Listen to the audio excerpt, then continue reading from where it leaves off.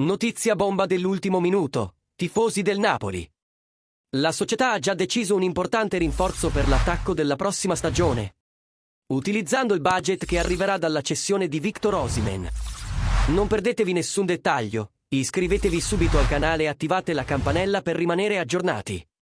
Lasciate un like e mostrate il vostro sostegno mentre vi sveliamo i dettagli di questa mossa strategica.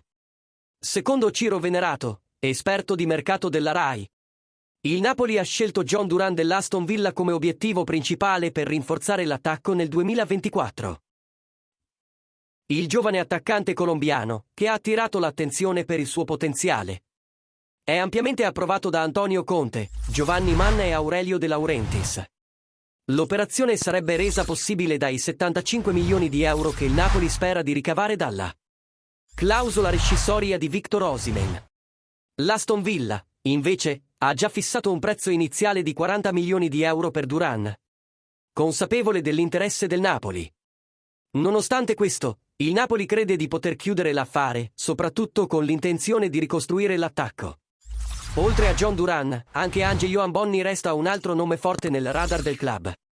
I piani prevedono la partenza di Giacomo Raspadori e Giovanni Simeone in estate, il che aprirebbe lo spazio per nuovi acquisti. Ora vogliamo sapere da voi, tifosi del Napoli, John Duran è il nome giusto per sostituire Osimhen? Cosa ne pensate della possibile coppia con Bonni in attacco?